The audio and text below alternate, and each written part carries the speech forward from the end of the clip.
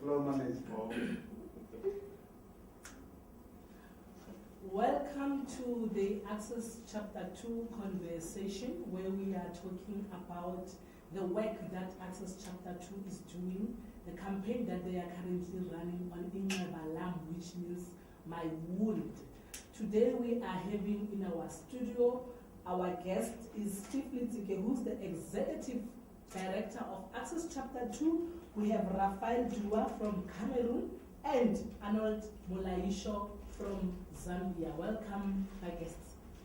Thank you for having us. So today we are focusing on the work, Steve, that Access Chapter 2 is doing, broadly on advocating and looking at the human rights or the rights and justice for the LGBT community at large. Just give us a brief of what is Access Chapter 2, just a brief. Yeah. So Access Chapter 2 is a human rights organization, which is focusing on LGBTI persons and women and girls in all their diversities. We do have 5 strategic areas. 1, which is direct service. 2, which is capacity building, awareness and campaigns. We also do provide legal support and advocacy. We do quite a lot of research and monitoring and evaluation. So ultimately, the name Access Chapter 2, Chapter 2 is the Bill of Rights of our Constitution. We make it a lived reality for LGBTI persons. Wow. So you have been on the ground doing advocacy work on the LGBTQ work? We have been, and this is an LGBTI organization by LGBTI, for LGBTI, and with LGBTI. So we have been in the ground. We operate in 5 provinces. Gauteng, which is where the head office is. We operate in Mpumalanga, in Northwest, in Eastern Cape, and Free State. So it's only based in South Africa, or do you have some work around the continent and international? Are there any other people that work with abroad? No, indeed. Of course, we do work at the regional level with quite a number of programs that are targeting the African Union. We target many stakeholders. In fact, we work with former heads of states through the Champions program. And so the former presidents, which is a program that we have here in the region with the Champions. We are also part of the Commonwealth Equality Network, which is a network of the Commonwealth to advance and challenge the criminalization in 54 countries of the Commonwealth. But we work as well within the UN or United Nations space. One around the Commission on the Status of Women. We work within the UNDP processes, UNESCO, which is the education sector, looking at the policy advancement, not only just for South Africa, but also just for the region, because 31 countries in the region still criminalize homosexual act. We cannot, in the day where we have the Universal Declaration of Human Rights, that freedom is limited for many of us. It is gay, it is homophobic and un-African, as it is said all the time, to be us in Africa. We are born of these African parents, forefathers of Africa. We are all Africans. We are all Africans. So who's the best African in this case, where all of us must be free? So that's why we need to protect the rights and promote the protection of these rights. But let's go now to Inqeba, Inqeba, which was recently launched by Access Chapter 2. Inqeba that is so deep and emotionally and taking out the experience, let's talk about Inqeba. What is this Inqeba? Yeah. So Inqeba is part of a program called conversion therapy, where we want to actually ban conversion therapy in South Africa and many of the countries that we work with. This is a partnership with Outright International, which is supported by the Netherlands government. But Inqeba, why did we even call it Inqeba? Many of the African countries, or even South Africa, don't even use the word conversion therapy. True. We don't even know what conversion therapy is. Definitely, I had to check as well. What is this conversion therapy? So we have to contextualize it within our own local context. Okay. Because ultimately, conversion therapy is where it's a practice that directly or indirectly is actually trying to repair or convert human beings. In this case of LGBTI person, When you say, Mom, I'm gay, and they say, oh, my child, we're going to pray for you. Okay. You try to convert somebody. Or when somebody comes and say, oh, Mom, I'm trans. Oh, no, it is un-African to be transgender. Or many of the stories that we've heard throughout our lives. My child has demons. You know? And then you don't realize, actually, these statements that are problematic, practices that are happening in our families, in our communities, in church, in school, actually follows all of us to adulthood. Because you grow with it. Exactly. Why people end up just marrying people that they do not love, it's because they were forced to do so. Why people run away from home, why people are rejected by families, is because you want to change people who come out, where they want to self-determine, where they want to own their bodily autonomy and integrity, but people through culture, religion, and the very same pathologized medical space would want to repair or convert individuals. So that's why we started in Lebanon. We wanted to look at it from two perspectives. Okay. One, you can take it from a positive perspective to say, this is my wound and this is my story. Let's give our lives a story. Yeah. Because you have to humanize it. People have to understand when you say, I'm Steve and I'm lesbian, this is my story and this is what happened in my childhood up to adulthood, right? Let's humanize it. But it does not mean when I say Ngebalam and I'm speaking about my wound, does not mean that I'm saying that I'm not strong. I'm not giving away the power.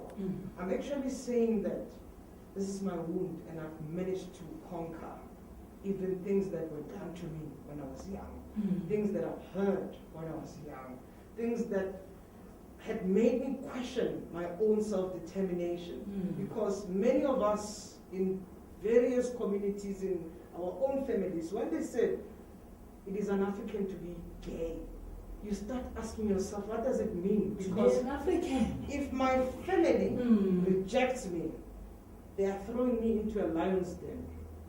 And the community rejects you, and the whole society rejects you, and it comes at a cost of life. How many people have died because of homophobia and transphobia? How many people are homeless even today because of homophobia and transphobia? How many people have actually been killed because of homophobia? And society is quiet. But we want the society to also look at it in a way that said, this is your doing. So when we say my wound, it is not me who inflicted this wound. It's the society. You as society. The family. You as my family. You inflicted this wound. And I'm living through this wound. And that's why we have to listen to stories and contextualize it in our understanding. When you send children or young people to the mountains, forced marriages, all of these things, we have to know exactly what are we building. I wanted to ask that do you think conversion therapy only happens on the LGBT community, or some people like we're talking about forced marriages? Is that conversion therapy as well? That people were forced into the marriage that they were not prepared for or they did not want? Well, you have to look at this from an intersectional context, right? Because even when you are not a cisgender, cis heterosexual man, or a cis homosexual man, or if you are not even a cis homosexual man and you have a very feminine side of you, the fact that some of these things are linked to patriarchy, misogyny, the whole context of domination. Heterosexuals want to dominate, and that's the biggest issue. We have to speak about it, right? Because it's heteronormative, the idea that everything around us should be heterosexual. It's problematic. If you do not understand sexuality, rather find ways to learn that. But you have to think, what are other intersecting issues? Gender plays a role, because even in the context of men and women as a binary context that was contextualized, right, by society. Men want to dominate women. And that's the bottom line. Similarly, race plays a role. why people want to dominate black people. Definitely. Similarly, age plays a role. So there are quite a number of intersection issues, including class, geography, because we even know experience of LGBTI people differ. The rural, if you're coming from the rural area, it's different from when you're coming from urban. True. It's different when you're coming from peri-urban. So all these contexts and categories, we have to underpin and speak about it and say what kind of wounds have we inflicted to individuals across the border. Similarly, it speaks about how many of these countries that says, oh, we are Africans and proud, but they still do not protect everyone. Why do we have people who have to, one, not be home because people have rejected them, flee your country, that you cannot be free. And even if your family accepts you, but the way society dominates the space, that even your family fears for your life. And they would even tell you that maybe you must go because they will kill you. So these are the issues and challenges. Right now, the situation in Kakuma, which is the camp in Kenya, LGBTI persons are stuck in a camp as we speak today. Every single day, they get beaten up, they get assaulted, they get harassed. United Nations Human Refugee Commission, it's not doing anything. The situation in Kakuma is actually telling us how bad we have been against humanity. The system. And the fact that we are so quiet and there's so much silence, instead of rescuing people out there, take them out, save a life, we are prepared just to watch. If tomorrow the LGBTI people who get murdered, and we have 30 murders, who's going to take accountability? And this is the reality. Many of those LGBTI people who are stuck in Kakuma did not want to be there. They did not flee Burundi, Uganda, and so many to be stuck in a place where they are potentially to be murdered. And I think that's what is the problem. When you speak about Imleba, they are wounded. They live with the wound every single day. And we have to speak about it. And people must share their stories. People must tell their stories. We want those stories. I like the fact that you broaden it into Africa. That it's not only in South Africa where the LGBT community are experiencing conversion therapy. Arnold, coming to you, you ended up in South Africa.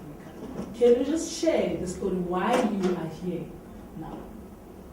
So basically, I'm here because of my sexuality. I'm gay and I come from Zambia. In Zambia, homosexuality is not allowed, and it's known as a Christian nation, so homosexuality is a big thing. And what happens there, I was relating to what Steve was saying, and actually that's very true, and that's what we go through. But the only difference, there was a time that she spoke about how maybe parents are encouraged, they encourage their kids, maybe to go away to fear from community. But when it comes to Zambia, parents are praised for taking their kids. Well, if you are known to be gay, and then the parents notice that if they take you to police, the community praises you. So now they get a compliment for that. Yes, yes. So you are not only being persecuted by the community, but by your own relatives as well. So it becomes a very big thing. And with me, it's because I started with TV, and then I also, after TV, then I graduated, I started working for the government. So I'm a little bit known in Zambia. And the time my sexuality came out to be an issue, it was over. So it was tricky for you. You were a government employee with the same government that had issue with. How did you cope? I think it was basically I was doing my things in the secret. If I'm meeting somebody, it has to be at the hotel and stuff like that.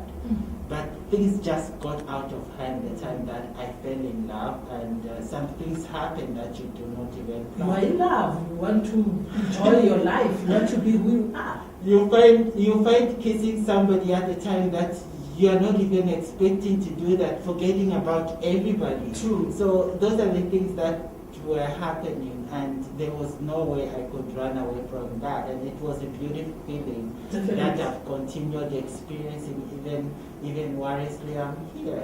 Yeah. Mm. So, but where conversion therapy comes in, I'm a person such that I was rejected at a very, very tender age. Like, I took myself to school, I took myself to college.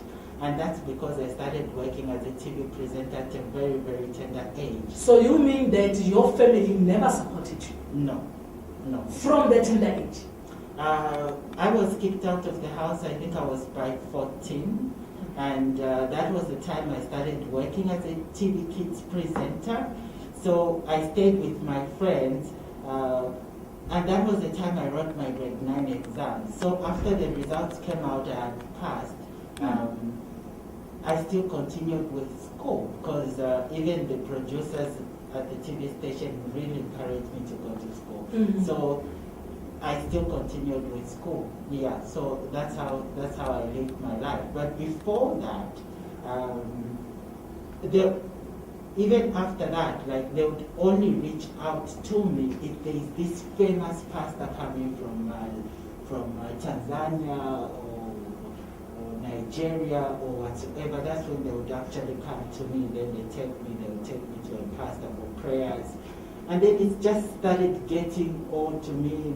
Every person, and they come, they are pushing you and stuff like that. So they are praying for you.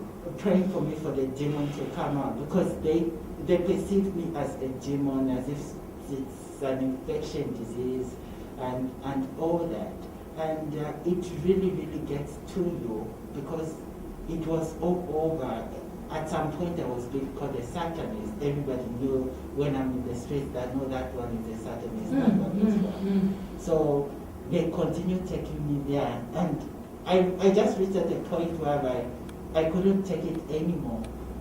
They would take me there, I would just pretend to fall down, so that they can stop with So you were that. pretending like you fainted when the pastor prays for you? Yes, because the pastor can go on even for about 2 hours, and if you're not moving, Taking the what out? What is it's like the demon of homosexuality, Oh my God. the disease, and whatsoever. And the fear with them, they had fears that, no, the demon might even go to their children's, like to my sister's kids, to their husbands and whatsoever. So that's the reason why I was even kicked out of the house. Yeah.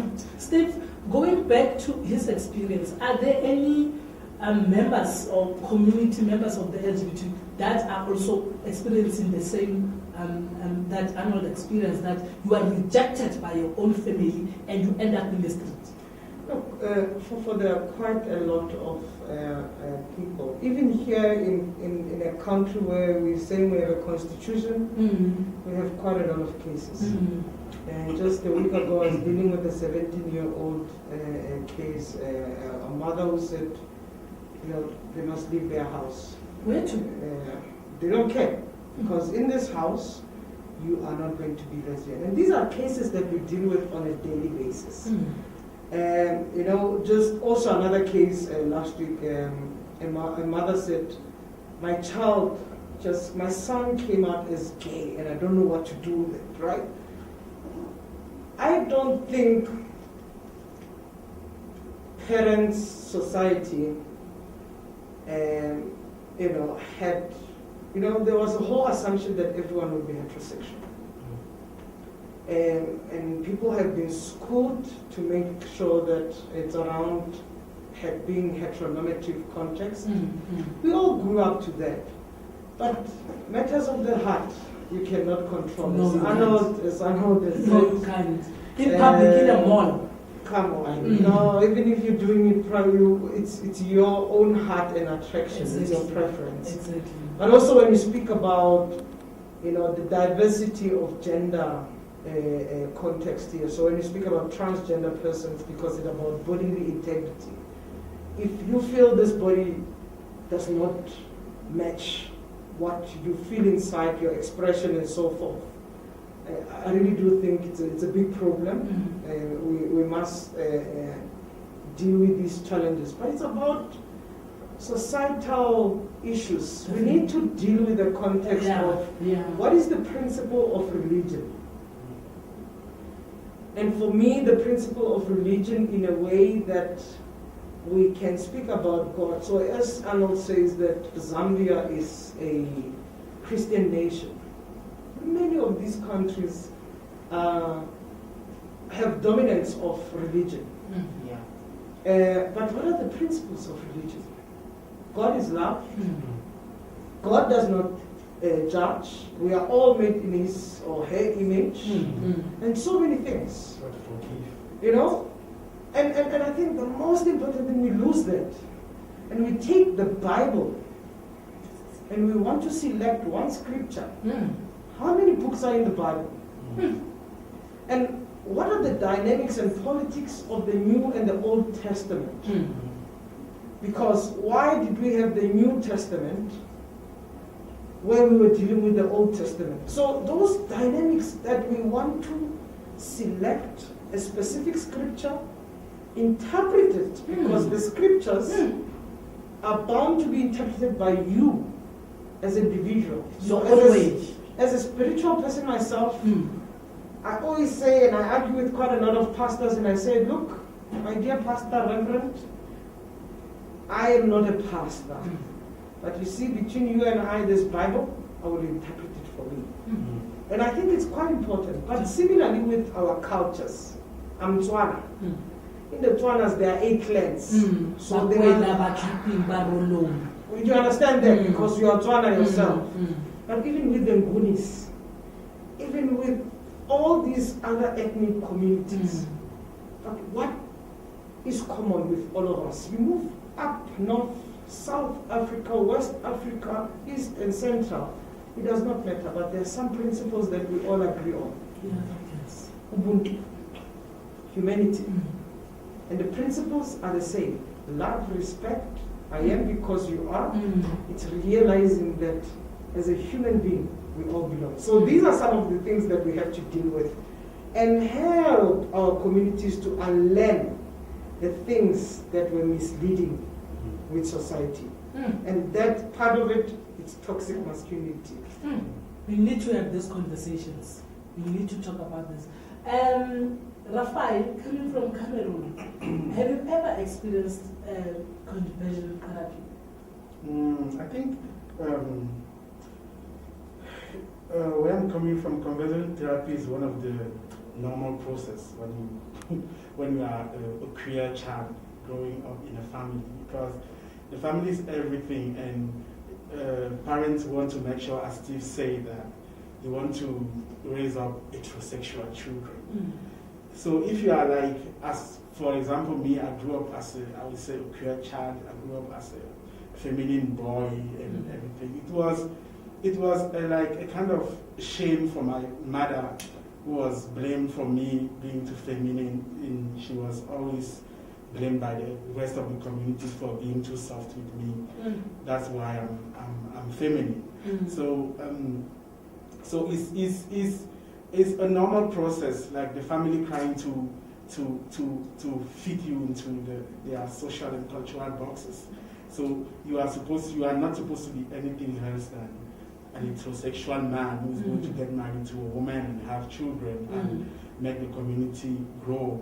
So that's how it is. We as gay people, where I'm coming from, we all went through conversion therapy. Like it's not even only physical. It's also like kind of emotional and mental, where at some point because they never saw me with a girl, my uncles and my elder brothers, they would try to close me in a room with we try to close me in a room with a girl so that we have sexual intercourse, but when it doesn't happen, they would ask the girl to try to force me to have sex with her. So you went through that, Rafael? Yes, and it's a little boy of 16, 17 who doesn't really know what is happening to to them, you know, is in age where you are asking so many questions about your sexuality. Why am I attracted to men and not to women? Why am I so different to the other boys in the community? And not only that, you are also rejected by your community. You are rejected by the other boys, because what I usually tell people is that the children meanness is the most dangerous, because they don't even know what they are doing. Yes. They are just repeating what their parents are telling them, and they're not really aware of how it hurts, how it destroys your self-esteem, how you end up being an empty human being, because you think everyone is better than you because you are different from them. And that's what the society and the community is trying to put you in your head, that if you don't act like this boy who is acting like what they're calling a real man, then you playing soccer. Yeah, if you don't play soccer, if you don't run after girls, if a mother is not coming to your house and complaining to your mother that your son slept with my girl, that's how they know that they are raising men.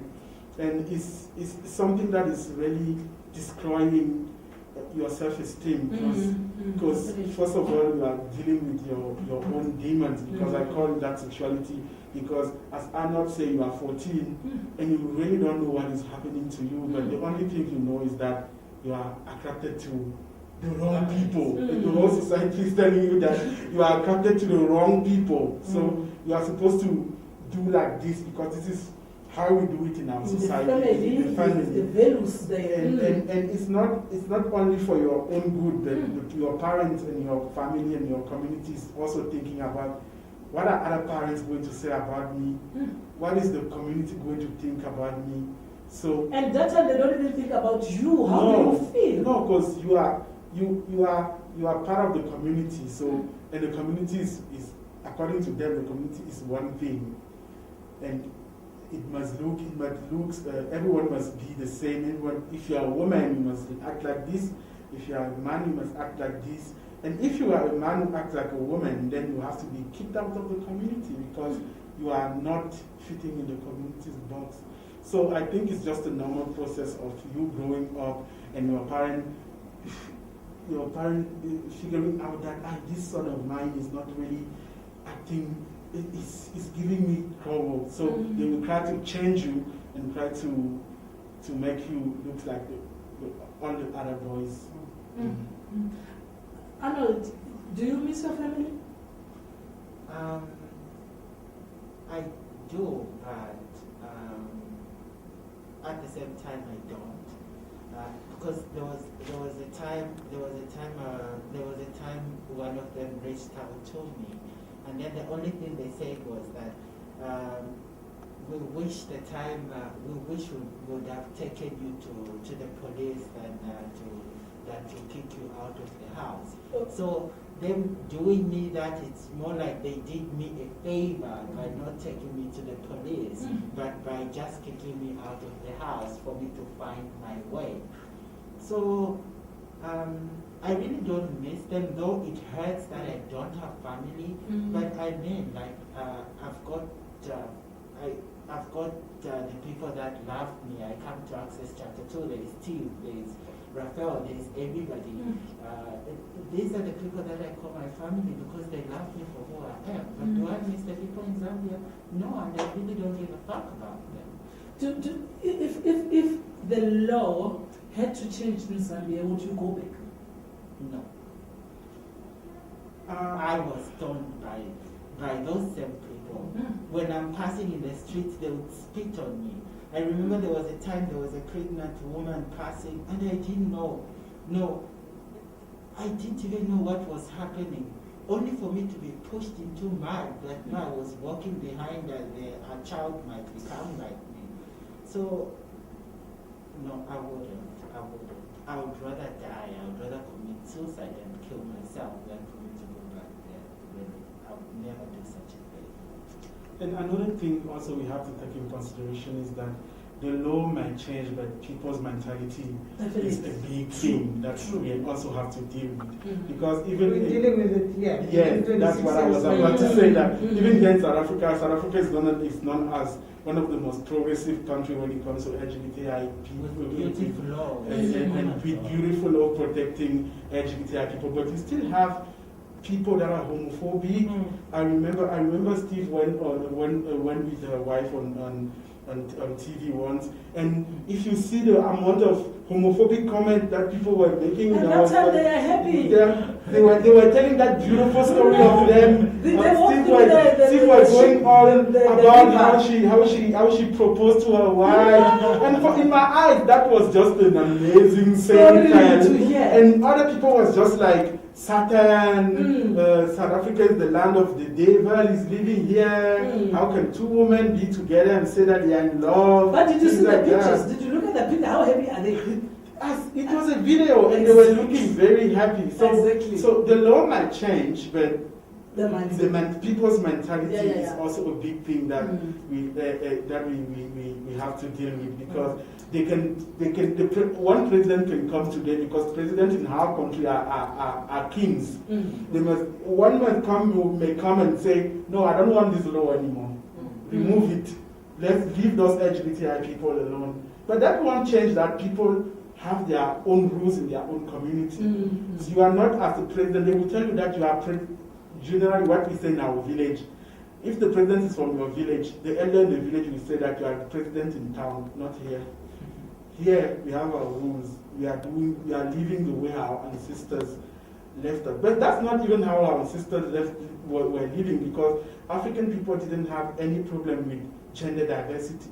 One of the proof is that how languages are not even gendered. You know, the same way we say a woman, the same way we say a man in my language. The same sentence you used to say a beautiful woman is the same sentence you use to say a beautiful man. There's no gender. There's no stratification when it comes to gender. So gender was something that gender diversity, was something that African people were cool with. They knew that in my craft, for example, they knew that a feminine man is the representation of God.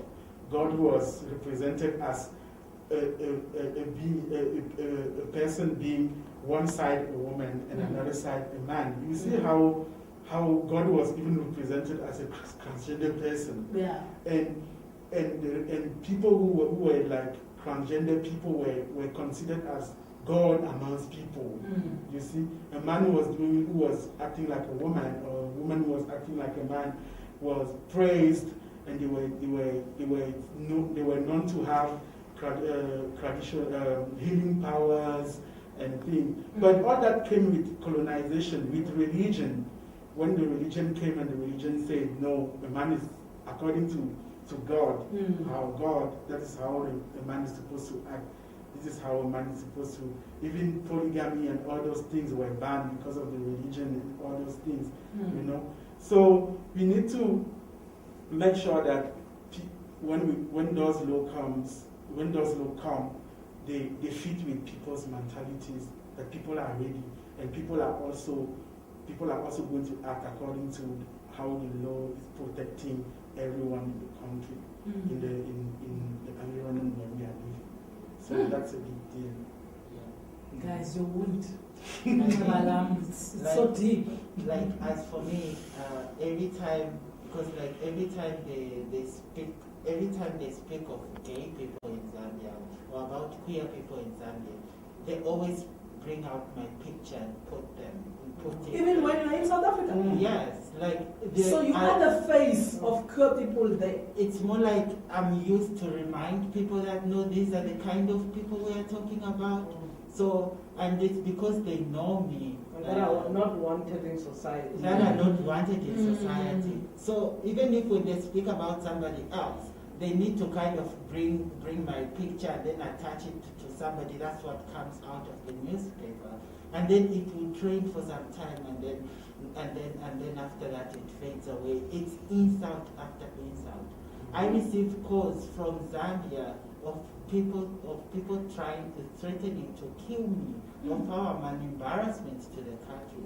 Then I'm like, but I'm in South Africa. How does that affect you while you're in Zambia and then I'm here? That still affects you? Like, I failed to understand. I really, really failed to understand. Oh, Steve, I believe, like I said, conversations must continue around conversion therapy. This is very, very deep. That's why you came up with the name in Nabala. Yeah. But tell us now, talking about conversations, what's happening from here? What's happening tomorrow? I understand that there's a summit that is happening around conversion therapy, looking at Africa as a region. Yeah. No, look, conversations really must happen. It's quite important because this is also how we open up, how we engage with various stakeholders, but also this is how we even share our own experiences together, because I think it's quite important. Tomorrow's session, of course, it's Pan-African context, and it's focused on that, but also is to speak to different queer people who are in different spaces and sectors. Whether it's being queer in the media, being queer in the traditional health sector, being queer as a religious leader, being queer in politicians. So we actually then trying to say, you might actually come across similarities and of stories, because it doesn't matter where you come from, whether Cameroon, whether Zambia, South Africa, we go through the same thing, because actually the doctrine of homophobia and transphobia take the same route. It's motivated by many elements, and these elements include, religious fundamentalism. It includes dominance of traditional context and how culture is perceived. And some people want to hold culture as a stagnant approach. And you don't realize, no, but there are times where people are speaking out. It doesn't mean that in the 1900s or even 1800s or even before Christ, for God's sake, it doesn't mean people did not, people were not gay. It's just people were never talking about it. It didn't matter. And even our own African history, people didn't have to say I'm gay or I'm heterosexual. For God's sake, people were just people and being themselves. And whatever you do in your own private space, it's your space. And the right to privacy came with that context of respecting people and their own space. And the right to freedoms of expression and association, they came in the context of respecting expression and association. The right to life, that you cannot kill somebody because they are gay. So those kind of things is quite important. So we are having this Pan-African session taking place and listening to various voices from different parts of Africa to tell and speak to the focus area, to speak about their own experiences, but also to speak about what it means to be gay in Africa, because I think it's quite important, within this 21st century, where globally we are, we have been working hard to say, let's advance decriminalization, and I think it's quite important that we unpack that. But also what has been happening here in South Africa, we have been in talks with various sectors. We have been in talks with the traditional leaders, with the House of Traditional Leaders, as well as the religious sector. We also have been in talks with Psychology South Africa, because ultimately for us to localize this, it's engaging with traditional leaders. They are custodians of cultures and many societies, they are influencers. And we want to say, let's have this conversation. Even with religious leaders, let's have this conversation. We are prepared as LGBTI person to say, look, many people who are spiritual would want to be in the same house of praise with you, who you claim that God is love. Many people who belong into this land, the motherland that we all celebrate as Africa, who are daughters and sons and siblings of Africa. You don't want to leave Africa and be gay in America, in UK. Those are not our homes. Our homes is here. Yeah. And we need to ensure that. But similarly, our talks with psychologists is to say this practice that was already addressed as a reparative cognitive therapy should not continue. So we are in discussions, and that's why we're implementing the work itself. I think also what is quite important with our work, it's around research work. We'll be documenting through a survey the work, collecting more and more stories. Ultimately, we're hoping that we will engage with Parliament, we'll engage with the presidency. We do want conversion therapy. That will actually be great because it will help even us migrants that are kind of facing challenges when it comes to home affairs, where we are being rejected, that our claims are false. Like I, for one, the Home Affairs tells me that no, I don't look gay because I don't dress like gay. That why don't I dress like so easy? How can I be gay yet identify to be a Christian? Because I come from a Christian nation. There's no I can be gay, and all those. So I really recommend if Access Chapter 2 takes up this and takes it to the higher offices like the Parliament, and if it reaches the President, really that will be a very, very huge favor for people like me, meaning that they'll also be catering for people like me. I'll be able to live freely and probably be happy again. That will actually be great. Thank you so very much for that. So don't miss it out tomorrow at 6 o'clock, right? Correct. On Facebook at Access Chapter 2 and YouTube, Access Chapter 2 channel. They will be discussing, what's the thing, Steve, Turning to tax. telling on the tide on conversion therapy. Absolutely. Yes. So don't miss it out tomorrow at 6 o'clock in the evening when you are relaxed at home. Join us on those platforms. Access Chapter 2 on Facebook, at Access Chapter 2 on YouTube and Twitter. It is what it is. Unpack it with Access Chapter 2 with me, Fofole Refolo. As we sign out, don't forget to get in contact with Access Chapter 2 on 010 100 3177. 010 100 3177, or contact them on inqebalam@ac2.org.za. Thank you so much. Till we meet next time for the next show. Unpack it with Access Chapter 2. Thank you, guys. Guys, the name came while we were on the show. The name of the show.